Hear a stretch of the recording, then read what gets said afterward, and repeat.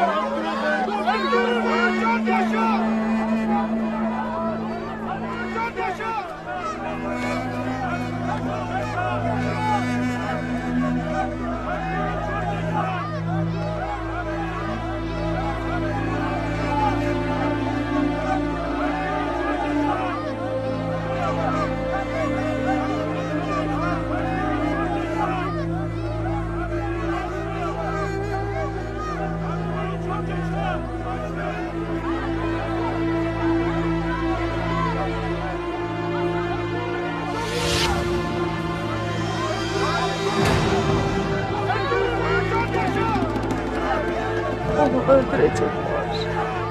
Neredesin Gündoğdu? Neyimiz katilin ama? Çok yaşa beyim, çok yaşa! Ertuğrul beyim, çok yaşa!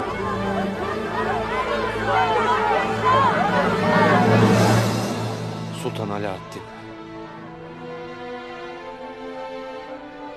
Ertuğrul'u pek sever, pek sayar. Bu yaptıklarınız onun kulağına giderse bunun bedelini hepimiz öderiz. Bunun için vaktimiz yok. İç savaş mı çıkarmak istersin Gündoğdu Bey? Ertuğrul'un yaşadığı her vakit kardeş kanını körükler. Sultan Alaaddin'e bu meseleyi anlatması için Deli Demir ve Halime Sultan Konya'ya gitti.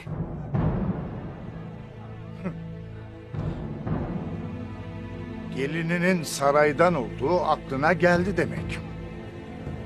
Şimdi bunu mu kullanırsınız? Sen adaleti sağlayamazsan ben aklıma eseni yaparım Korkut Bey. Artık bitti.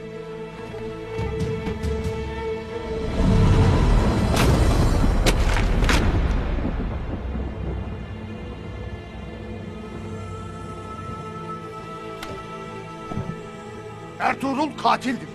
Ölecek, o kadar. İçinizdeki intikam hırsı gözlerinizi kör etmiş. Bunun bedelini hepiniz ödersiniz. Hepimiz öderiz.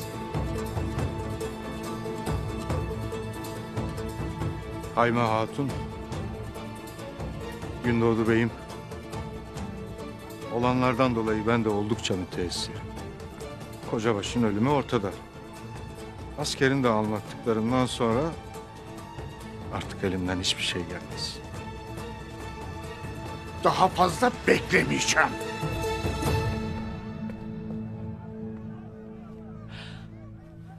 Ertuğrul dünyaya geldiği zaman ilk sen kucağına aldın.